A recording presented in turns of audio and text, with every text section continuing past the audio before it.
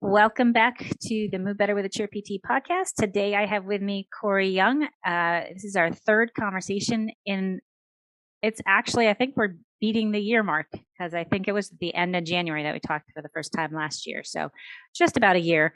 And we've enjoyed talking with each other so much. We like to talk about sensory involvement and how we can influence how there's a lot of influences to our general movement outside of just moving. Today, we're going to focus our conversation on the maybe 35 to 50-year-old range, because that's more my range, but 35 to 40-year-old range-ish. And if you're a cheer parent or a former cheerleader, this is for you. This is probably more specific to you, but the information that we have will carry over, and that we'll talk about will also carry over into how you influence your kids. So everything we learn, we teach to our children as well. And so thank you for joining me again today, Corey. And tell me what's new in your world as far as movement goes before we jump into talking about client stuff. Yeah, thank you for having me, Laura. It's always great to get together with you. So what's new? Yeah. I'm just really looking more into the whole system, of the human being. Some people refer to it as the human locomotor system. So I'm really looking at not just the static posture that a lot of people think of when they think of posture. And I think maybe in previous episodes we talked about resting postures. So that is sitting and being in full flexion of the lower body limbs in particular, but also the shapes of human movement, right? The legacy, the movement legacy of our species being upright walking beings. And so the various forms of upright gait, walking, jogging, running, sprinting, hopping, skipping, all those things. And so what you see is that counter rotation is occurring, right? Yeah. Most of us walk in a straight line if we're going down the street, right? And so, the lower half of us is rotating, let's just say, to the left, and the upper half of us is rotating more to the right. And so that counter rotation kind of cancels each other out and equates into a straight line. We're the only species that does that. The other ones that do walk upright temporarily, they do a little bit more side to side and not so much rotation. Imagine a penguin, for instance. And so human specific, and how have humans moved upon the earth for about 99% of human history. Cool. It's fascinating to me. Yeah. And probably taking that from how we evolved in evolution and all. That's pretty, imagine that's pretty interesting to learn about as well. We talk about rotation. Like when you watch somebody walk, there's not a ton of thoracic rotation, or upper body rotation, but we need that rotation to like you just said, like it's counter rotation that our body is rotating as we move, but it's not visible necessarily because both sides are kind of working against each other, working with each other. In that like slings. Yep. Yeah. So these slings, they work together, and it's almost, the result is similar to that of a self-winding watch. This perpetual energy, it feeds back into the system, right? So it's very efficient. I mean, when things are working well, right? Right. When they're working well. Yeah. So let's talk about when things aren't working well. When people, they come to see us, or they're trying to move differently and better. Like, how do you dive into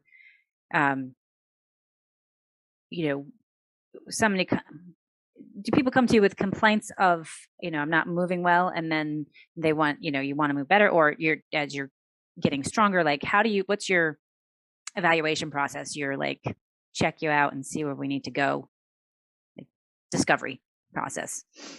Well, the general health history questionnaire. Yeah. So I look for if they have a yes or a number of yeses.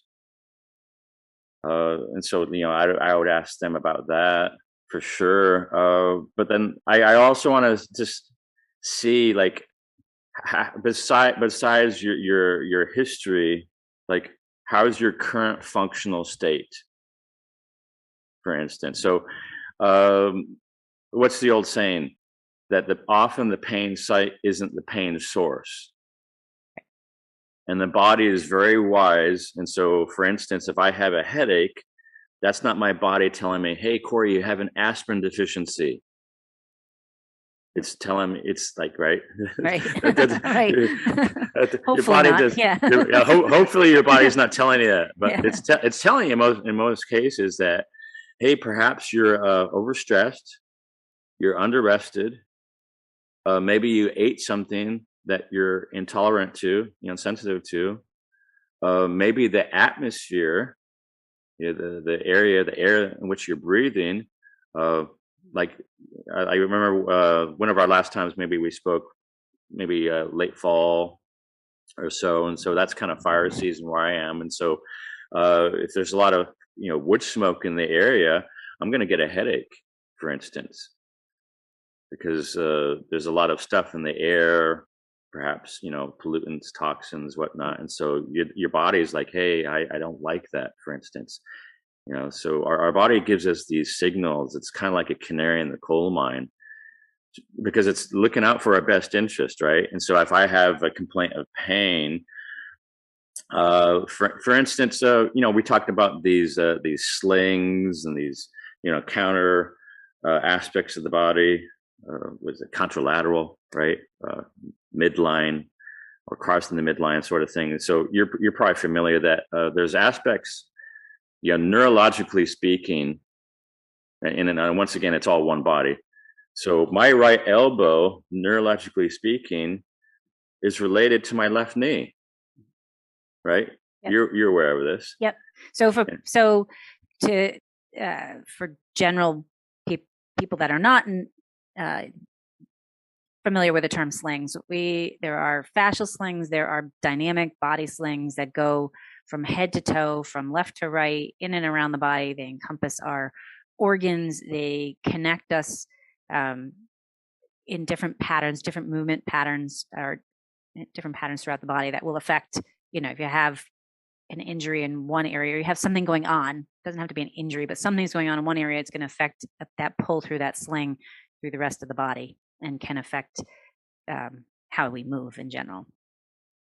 Right. Yeah. And so if someone's coming in and say, hey, this region, this musculoskeletal region is talking to me, maybe it's screaming, right? There's a saying, I believe, within the traditional Chinese medicine community, that if you don't listen to your body's whispers, eventually you'll hear its screams. So pay attention to the body. Right. So if they have something going on, so a lot of times I'll be like, okay. But then I also want us to continue the conversation and kind of go throughout the body, and perhaps, also within the body, to see how everything else is too. So how's your sleep? How's your stress? How's your digestion? And digestion is everything from mouth all the way down to exit. So, are you experiencing anything 30 minutes, 2 hours or so after eating something? And how is everything when everything exits? And then is everything moving at least once within a 24-hour period? I did have a woman, since we're on this topic right now, I did have a woman years ago who told me that she would make a bowel movement basically once every 2 to 3 weeks. Wow. And she was on 17 pharmaceutical prescriptions at the time. And she was in pretty much chronic pain. Her eyes was constantly flicker, just high stress, and just about any position we would get her in, she was uncomfortable. And so, given that scenario, if I'm just focusing on the musculoskeletal system, I'm going to have a hell of a time. I'm going up literally against the tide. Yeah. I might not. So like if I have, she said she had to, I'm about 8 hours south of the Portland, Oregon area. And she would say this, that like, oh, the only time I can have a good movement is when I go see my high colonic person up in Oregon every month or so. So imagine, right. So giving you a little bit of the history, right, and some things that we could look at, the low hanging fruit. Does that help answer your question? Yeah, I mean, so I think what's important in looking at, like, so someone comes to see me with back pain, from and they're attributing it to something happened in cheerleading or something happened in their life. They were driving for a long time and their back hurt. There's a lot of factors that can get involved in that, beyond movement, like that, the digestion wise, and how are things moving, because that's going to affect, one, that can physically affect how the back feels, but two, it's all physical, I guess, but physically as far as like pain symptom wise. But I would also, like we talked about before, but the parasympathetic and sympathetic nervous systems, and how our body regulates, and the hormones, and like all of that can be, if something's off in there, it's going to affect how our bowels move and how our back feels, and if we're under that intense stress. So taking into effect not just the physical end of it, but how all the different pieces come together, and having it hit, like, we need the physical history and what you've had for surgery, or what what your previous history was, because that'll feed into it, but also what your body's doing right now, and how is your stress response and your sleep and all of that stuff that goes. It's not just one thing; it's everything put together that affects the slings and affects how we move and etc. Right. I mean, the musculoskeletal system, the way I see it, is like in service to these higher order life, these vital organ systems, right? Because the musculoskeletal system can protect. It's basically it's out on the periphery. It's a shell of sorts that can protect the organs in that sense, but it's also helping to move you in space to obtain resources to feed the organs. And it can also move you through space from something else that might see you as a resource, right? Because the body, like the 100 trillion or so cells, it's not thinking about, oh, this muscle or this six pack or something like this. It's like if you were to have a conversation with any of one of the cells, and like say, hey, cell, what are you thinking? It'd be like, well, am I safe?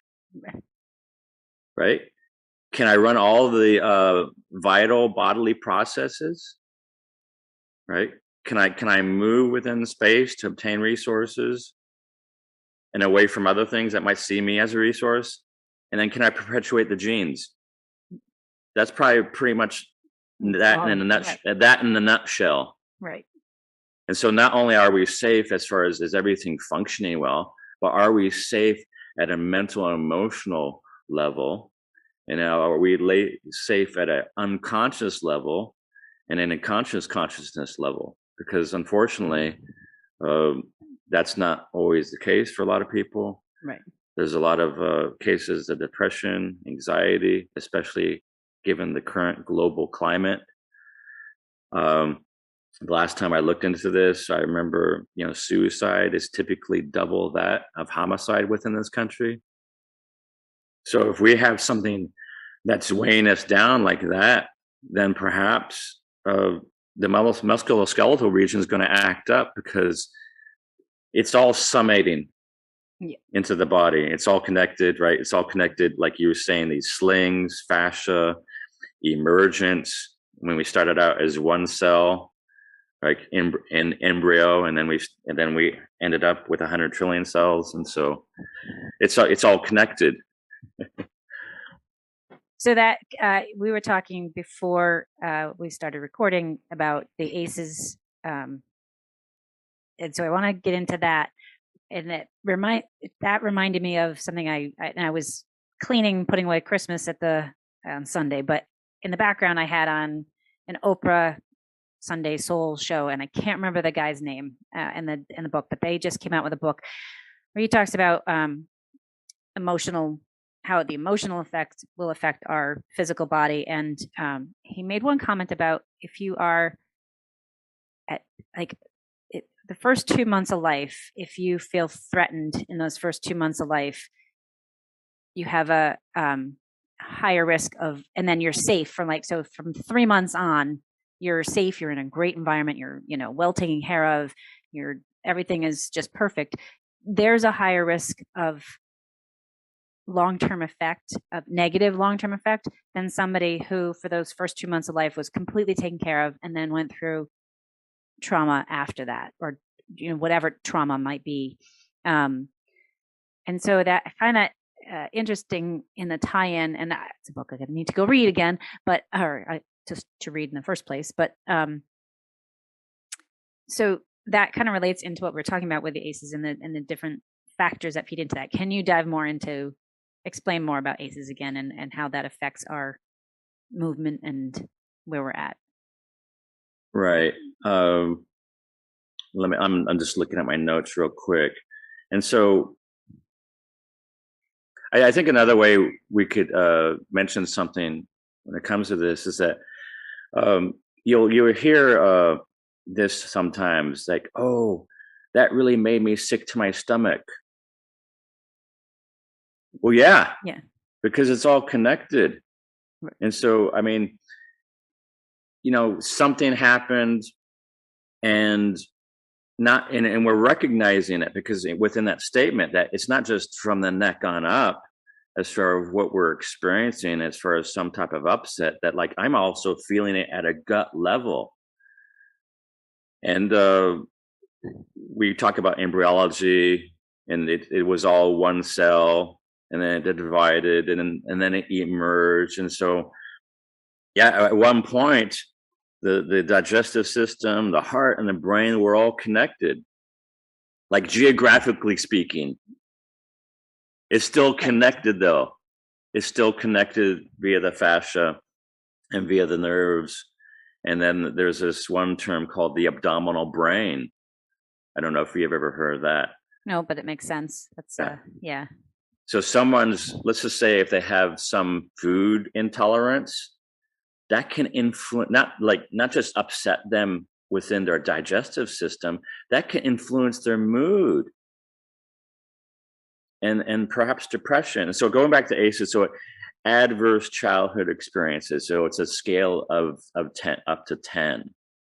You can have upwards of 10 adverse experiences. And I'm just looking at my notes real quick. And they've said something like this, that if you have 6 or more out of the 10, that you unfortunately perhaps can experience up to a 20-year decline in your lifespan. So let's just say if the average person is 78 or so, we're talking somewhere in their 50s. That's tragic. Right. And that's from childhood experiences that, any multitude of them could be. Right. So the formative years, the years where we're vulnerable and we're dependent upon an adult guardian. And this is just like the first, few years or so, and not to say about the other traumas that we might experience later on in life, and then perhaps in adulthood. And then that can be complex, the slings and arrows of life. So of the 10, we have the physical, emotional, and sexual abuse. We have, we have physical, emotional, sexual abuse. We have physical and emotional neglect. and whatever is going on within the household. Is there, someone in the household, a guardian, a family member, sibling who's mentally ill? Is there someone who has a history of incarceration, domestic violence, particularly the mother? Is there any substance abuse and divorce? So if you have a number of those, and especially 6 on up, we're at risk, statistically speaking, unfortunately. So that's ACEs, and then it can lead up to poor behavior of the person, and poor physical and mental health, and the health consequences often related with those. And so that can appear very dire, and there's hope, though. There's hope. That's what I was getting to. I do believe that our prior experiences affect our current situation 100%. But I also think that we can make choices to, I don't say rectify, because you can't change what happened in the past, but you can change what happens in the future. You can change what happens today, by making addressing it, finding ways to manage it, to come. I don't know. There's, not expressing this well, but there, like, that you can get past it, that you can improve. It doesn't mean that you're going to die at 50 just because, but there is a higher risk of that in your general overall health and how it affects your general well-being. To the degree that we're not aware and we're not managing it. Yeah. And then the process of healing, right? And we're not just talking physical here. Right. I mean, we're physical beings having a emotional and mental and perhaps spiritual experience, right? And so it's all connected. And so I believe it was Eleanor Roosevelt. She said something along the lines, she'd rather hold a candle in the dark than curse the darkness. Mm-hmm. So focus on the big panorama. There's another saying, if you have a big enough dream, you don't need a crisis. So what are the joys of life? What are the things that really provide you levity? Because there's enough gravity out there in the world. Just turn on the news, for instance. But you had made a note about gravity being unbiased, and can we manage the laws of motion? And like you said, like, we can't necessarily physically change those laws of motion, but on an emotional end, we potentially can. Like, gravity can weigh us down, or we can look at the candle in the darkness and find the light and find the joy going forward. Yeah. Can I mention someone who I feel is a great resource when it comes to this subject for the audience? Dr. Gabor Mate. If you look up him on the internet and you see his work, and then he's had a documentary in regards to this subject within the past year. It's called The Wisdom of Trauma. And Dr. Gabor Mate, an amazing human being, a psychologist, and this is a little bit of his background. If I recall correctly, his first introduction of trauma, which really helped propel him into this field, a lifelong career for him, because I think he's well into his 70s. He was born to a Hungarian mother of a Jewish cultural upbringing in Nazi Germany. So his mother was experiencing the trauma of war and genocide in Nazi-occupied Hungary. So what she was experiencing, a lot of that was being transferred onto her young infant child, that of Gabor. And so a lot of the unfortunate consequences of the trauma from that's his origin story. Yeah. And so you could imagine. I mean, talk about trauma. Right. Do you? I don't know if you and I have talked about this before, but even inter-utero, or in utero, some of that trauma can carry over into the cells of the unborn child, and then that can get that in itself is part of that childhood trauma that carries over, even though it's prior to physical birth. Yeah. Whatever the mother's experiencing, the infant, right, the developing fetus is experiencing. Yeah. And so that is very apparent, I imagine, for a lot of people, especially mothers out there. But I feel we also experience that to a degree within the social context. Yep. It's part of the human experience, empathy and compassion. I mean, so I think I've heard something like this: is like the hurt of one is the hurt of all.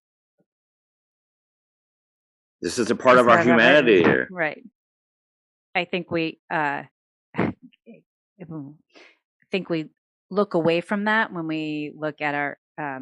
I think there's a bigger awareness of it right now, but I do think there's a globalized, like, we are just in tune to ourselves and don't really recognize how our actions affect our neighbor, or you across the world, or you across the United States. Like, we are all interconnected, and just by that law of frequency or frequency of vibration, and there's a vibration that goes out, and what we put out into the world comes back to us and affects the whole world. Butterfly effect almost, but yeah. We're social beings. None of us live on an island, right? I mean, that's 99% of our history too, as a species on the planet, is that we lived in intimate groups. Yeah. Was no other way to, as far as our survival. We wouldn't have made the journey. And so if we tie that back into movement, how does that how will that affect how we move, or how we function, or how our pain or limitations are, the fact that we can't get up and down from the ground, or anything along that lines? How does that tie into our physical movement as well, or how have you found that?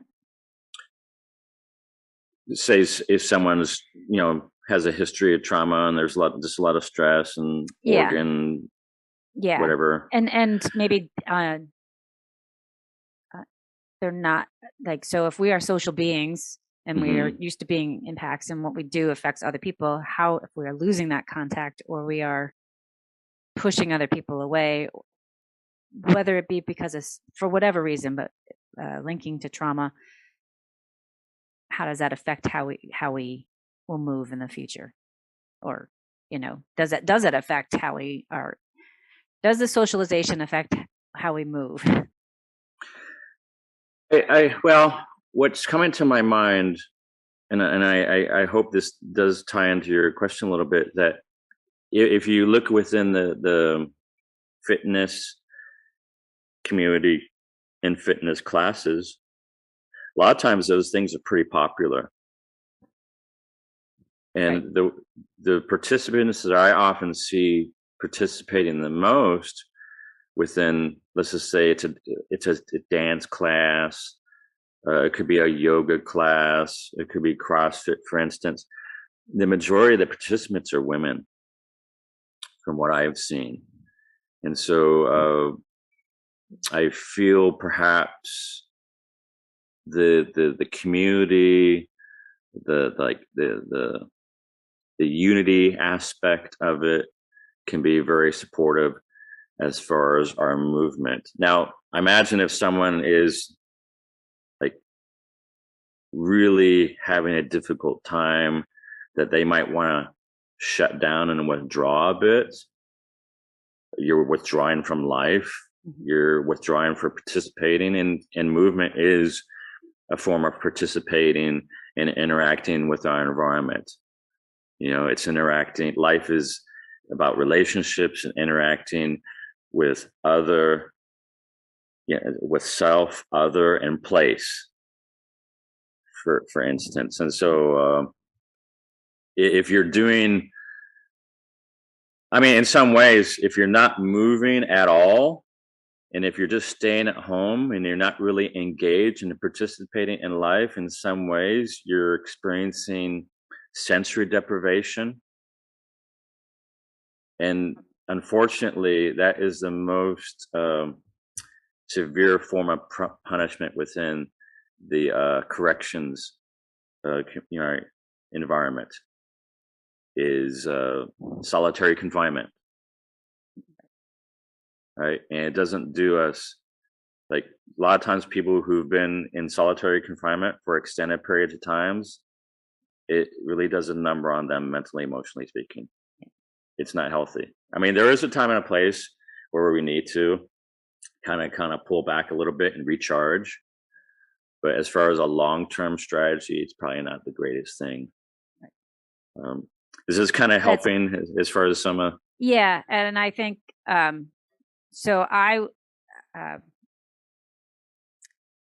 For people that I might see in a physical therapy clinic, those that have a good support system, that have grown up, and they're a little bit more aware of where they're at. They I don't want to say they tend to do better, because everybody has their own space, but they may see that light a little bit better, that they can, there's going to be a better outcome on the other end, or they know they need to do the movement to be able to get back to where they want to be. They're a little bit more open to hearing about, how the digestive and the emotional and the external, like fires and whatnot, will affect how your body moves. People that are a little bit more isolated and don't have that, or that have had, that aren't open and they have a little bit more of a wall up, I think they don't do as well, in recovering and getting back into doing, whatever they want to do. And that goes into the sensory deprivation, and it goes into, they're not allowing their body to feel what they need to feel, and there's walls up. And so I guess that's how I see it in a clinic wise. And I also have a lot of people that, they want to get back into group exercise, which is the big socialization. And I've always been like, oh, just go work out on your own. But it makes sense to me, the way you say it, that, getting back in is probably an important piece, to have that total body experience, like of being in the social group and being able to experience.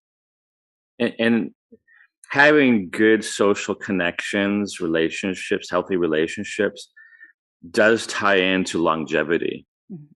So the people who live 80 plus some odd years, they've seen this within the blue zones within the world, right? That 9 times out of 10, they have really good social connections, relationships. And I imagine if they're healthy and vital and moving, they're up and about, that they're also moving. Yeah. I remember I lived in Okinawa for a number of years, and that's one of the areas in the world that's, known for being a blue zone, and seeing a lot of these seniors over there.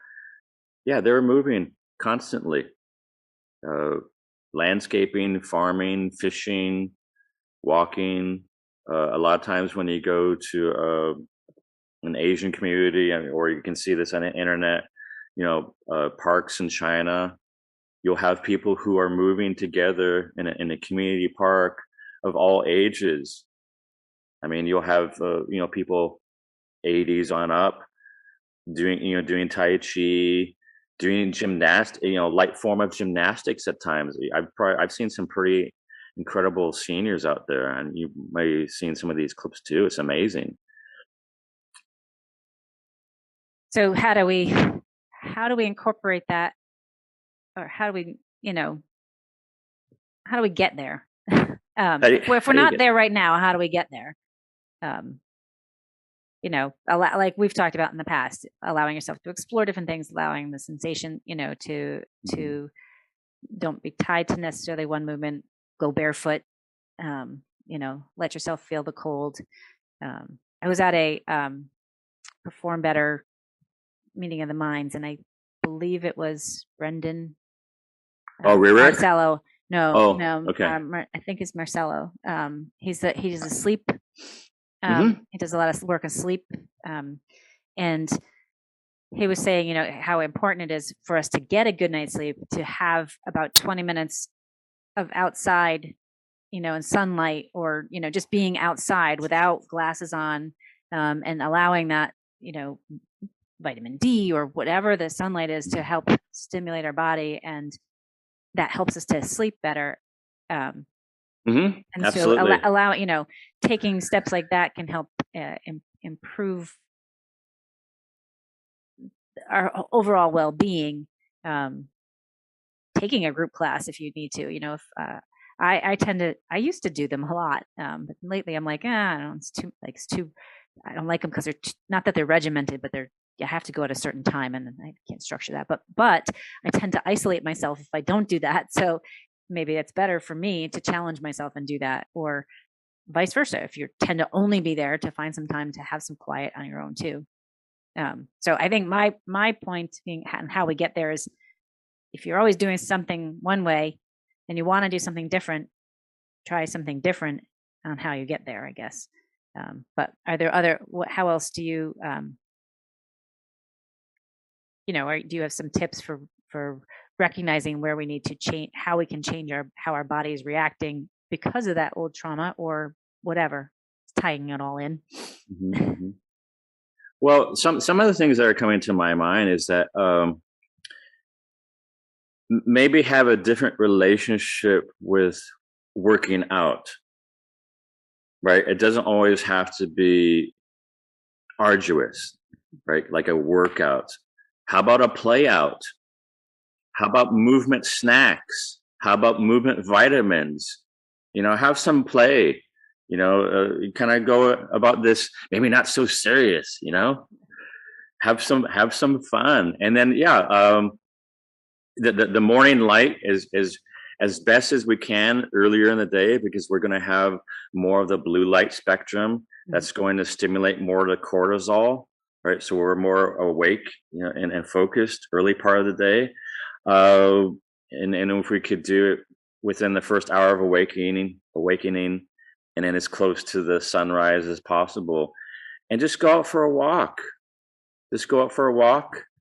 And then have some social time, friend, loved one, neighbor, and just walking for like 30 minutes or so before having breakfast. I mean, that can really set us up for success, because so the daytime activities, habits will assist us within our nighttime sleep and repair. It's all tied in. It's all tied in, this whole 24-hour, 26-hour cycle.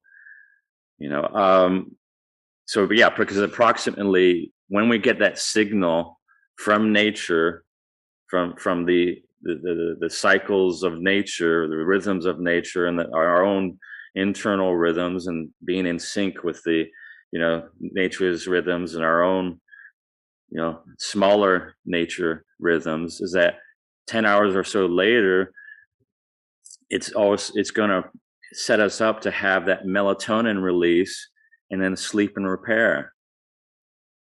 And then what else about you were mentioning variability of movement.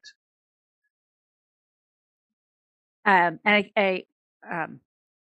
had a good point that we had talked about so getting outside that allows your whole autonomic system to reset, allows your digestive to go. Like if you give it bite-sized pieces of stimuli in a positive, in a not always intense, sympathetic way, but sometimes in a relaxing way, it creates that homeostasis. That's what I was looking for in your body that allows for optimal movement and recovery, or just optimal movement and how we feel in general. Yeah. You had I don't know if you have something on that to say. One thing I was gonna go into. You're fine. Recovery strategies. Yes. Let's talk recovery strategies, because I think we all, especially right now, we're gung ho. We need to go hard, go fast, and we just push and push and push, and we skip our recovery, which is a key phase of health. So, right. I mean, it's the key. It's key within nature too, because in the northern hemisphere right now, we're in the wintertime. Yeah. So fall and winter is synonymous with parasympathetic, with rest and repair, and repair. And then the spring and summer is more synonymous with sympathetic, more energy intensive, extensive, expending. It's a matter of economics, right? I can only make so many withdrawals. Eventually I'll have to make some deposits. Right. And so working out is going to be a stressor. It's going to be taking a little bit more resources. It's a little bit more sympathetic nervous system dominant, fight, flight, freeze, right? But ideally, if I want to adapt well, I need that recovery aspect. I need checks and balances. And so that's where, mental, emotional, stress management comes in. That's where like mindful breathing comes in, healthy interactions, relationships, friend, family, loved one, your pet, for instance, having some introspective time, maybe even meditation, nutrition, food, healthy food, right? Speaks to the genes, helps with optimal gene expression. Life gives life, life eats life. Right. And so the more vital something was, food, right? At one point it was alive. And so essentially it's giving its life in service to your life. And maybe we can also kind of have a different aspect as far as how we're approaching food too. Perhaps something more that of a place of reverence. It's not just, it's not like we're just throwing gas into a gas tank here, right? This is in most cases something that was alive. I mean, so how sacred is that? And then sleep, restoration. Sleep is on as far as the way I look at it, forms essentially sleep is essentially a nutrient. If I don't have sufficient sleep after a couple of days, I start to break down. And according to the World Health Organization, people who are sleep deprived, sleep deficient, chronically, we could say something like 6 hours or less on average. Ideally, we want 7, 9, and that's sleep, not just being in bed, because you can be in bed for 9 hours, but you could be awake for 2 of those. And so I'm looking at the net and the quality and the many phases of sleep as well. And another vitamin, sleep is a vitamin and nutrient of sorts, helps with growth hormone release, and that's where our immune system is most active. But another vitamin to consider is that of nature. They've seen in studies that people who have a view of nature in a hospital environment are much quicker to heal than those who don't have a view of nature. And there's this aspect called biophilia, love of life, love of nature. And the person who came up with that in the 80s, former Harvard social biologist E.O. Wilson, who just recently passed away in late December, and he was well into his 90s. And you can look him up. And his book, he also had a book called Biophilia. And air is a chief nutrient. 3 minutes without it, life ceased to exist. So being mindful of our breathing. And so these are just a few low-hanging fruit items to be mindful of. And to the point that we're not mindful of, then we're probably not able to manage these things as well. So to recap that for my cheer parents and former cheerleaders that are now sitting at a desk all day long or driving your kids to competition and sitting in a big convention hall, that's good because you're getting on that social end. Get out and move around. There's ways to do that. Make sure you are giving yourself the vitamin of getting enough sleep beforehand. We tend to, I remember myself in competition time, like you were going all day, working, all afternoon, and then hanging out with friends at night. So sleep was minimal, and that was a detriment. And so training our kids as adults that they need to get their rest, they're not going to want to hear it because that's kids, but training them to good sleep habits by getting outside in the morning, getting some fresh air to help with the oxygen exchange, practicing some breathing techniques, which is helpful on the mindful end, but also helpful on strengthening your core and strengthening and just improving your oxygen exchange to help your vitality in general.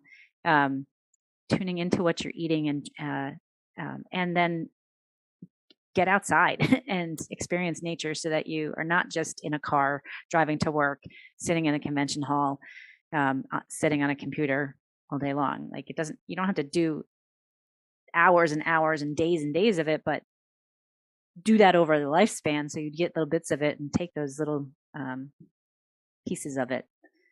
And that goes for everybody, but that's, like incorporating that into our everyday life and like learning how to manage our body outside of just the physical hardcore exercise, I think is important. It's something we all miss. Yeah. Do the simple things savagely well.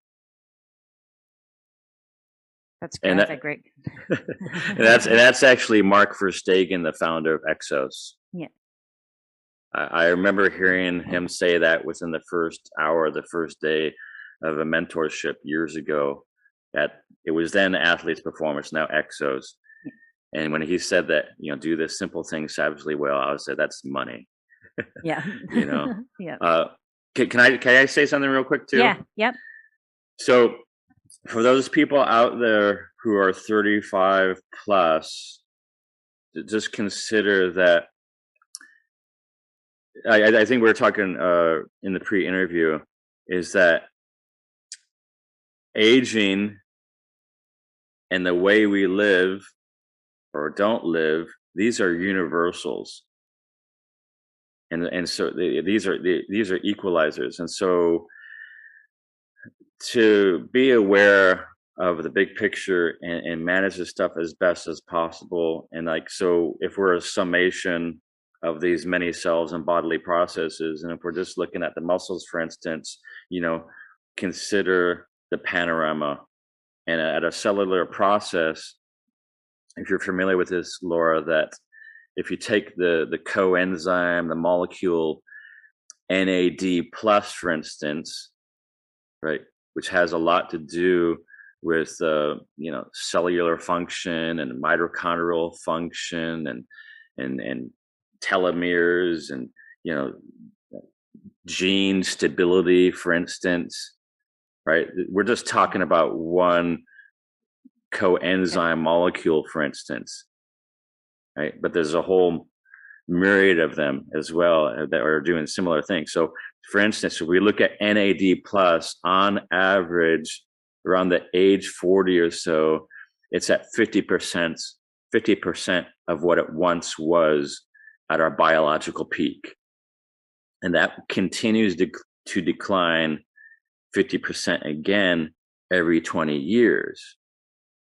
And so this is so significant that even the military is looking into this. I think they're looking into this as of last October for at least 6 months, and particularly within their special forces community.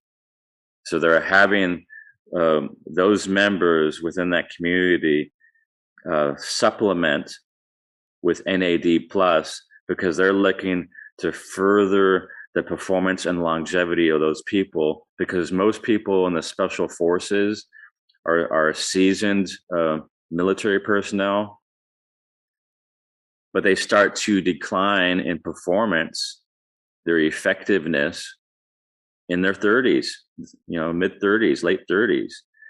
So the military, the government is looking to prolong that as best as they can, because they're wanting to get the best return on their investment. And so the military is investing, I want to say, several million, if not billions of dollars into this. And they're not going to do that just for any old reason, are they? Right. So imagine, apply that to the general person. So they're using a supplement for NADA? It's an NAD plus. NAD plus is this coenzyme molecule, and they're having this community take a supplement, and they're wanting to see how it's going to help improve the outcomes. Yeah, you could look this up. Look up special forces and NAD plus, and you'll see. So NAD plus within ourselves naturally can be improved by way of exercise, by way of stress management, by way of sleep, by way of nutrient dense foods, by way of intermittent fasting. Right. So it's naturally occurring. It can be naturally supported. I would say supplements are supplemental.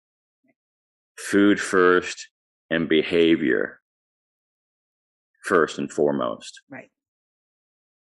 Yeah, that was my question, is can we influence the NAD plus on our own? Sometimes, you do need to have a supplement to supplement what you're doing, but like you said, get your nutrients from your food sources first, and your movement and all that stuff.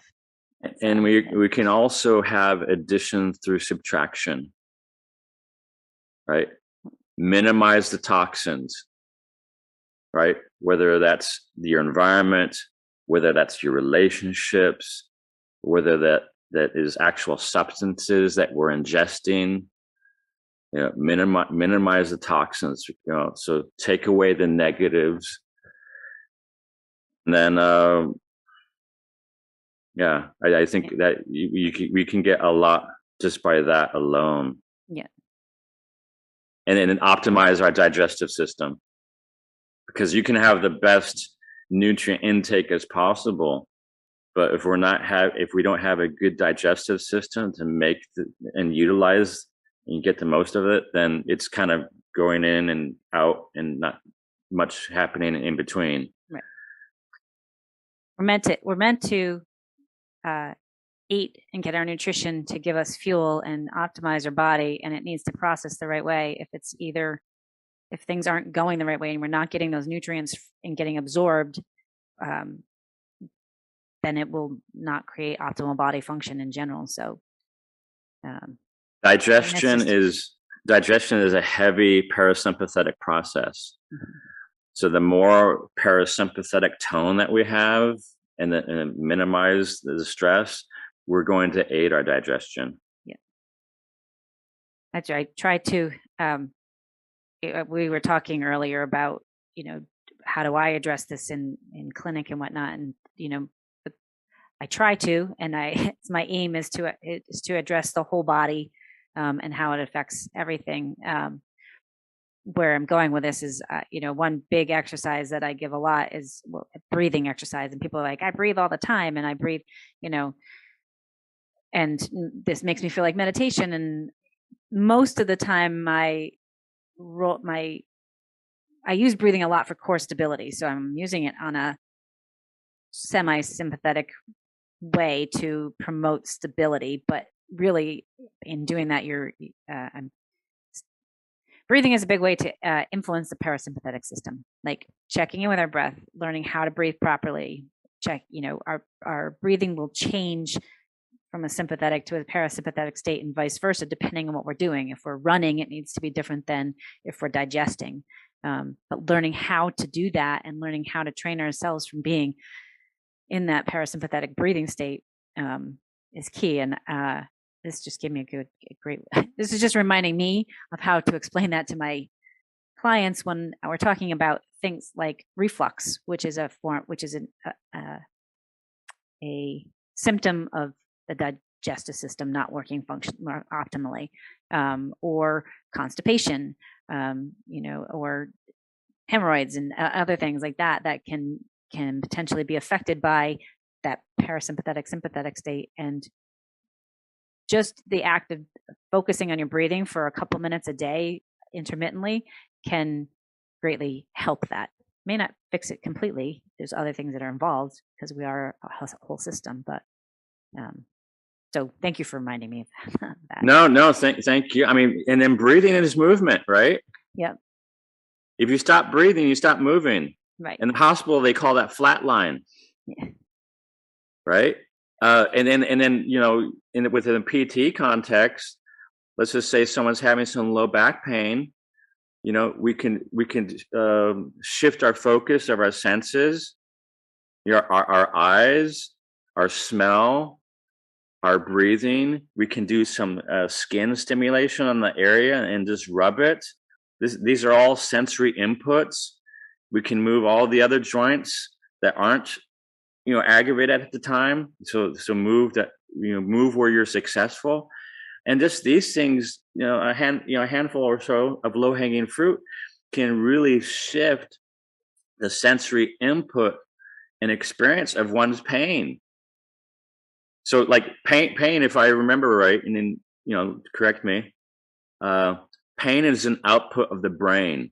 Mm-hmm. Right.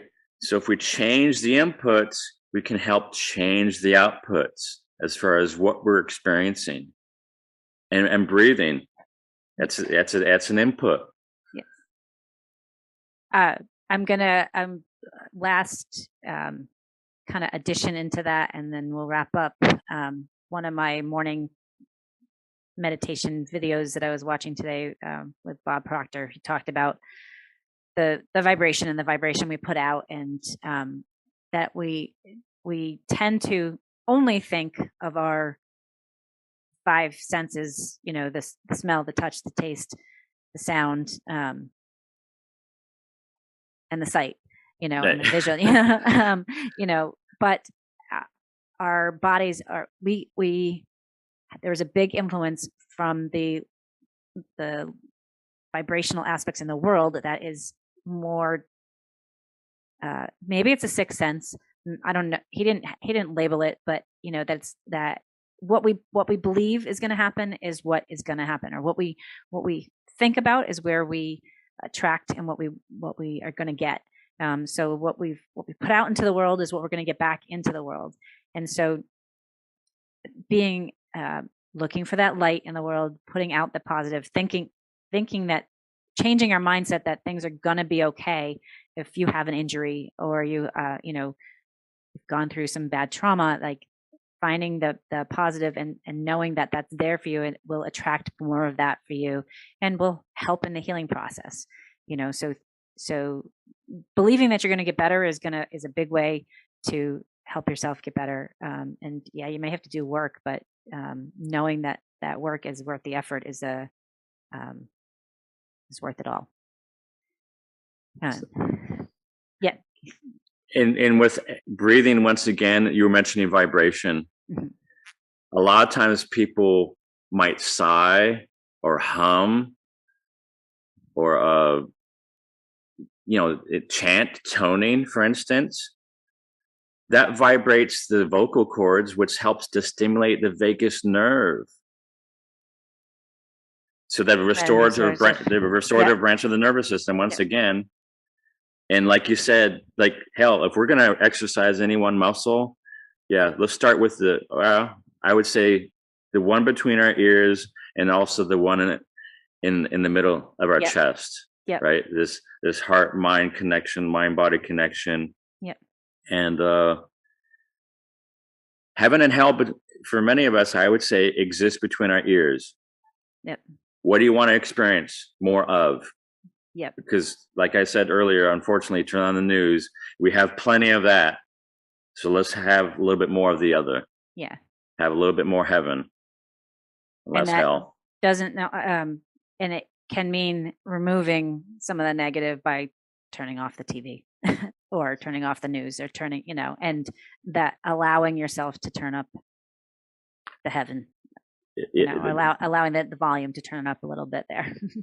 The news is an oxymoron. I really feel it's the old, unfortunate, timeless, universal behavior of our species being played out over, and it's like Groundhog Day. Yep. 100% it is. Yeah. All right. Thank you so much for coming on again. And I know we'll do this again another time. You always help me to think in a different perspective, and I hope everybody else gets a different takeaway today that they can incorporate into their everyday life. I appreciate your coming on, and everybody, my words of advice: don't forget, when in doubt, breathe out, and take it one step at a time. And something that I'm starting to remind people of, from my friend Drew Keller, who recently passed away. He left us with an awesome quote that you are responsible for your own vibes. And so bring the vibes that you want to the party and to the game. And that ties greatly into what we just talked about today. Have a great day, and I will talk to you next time.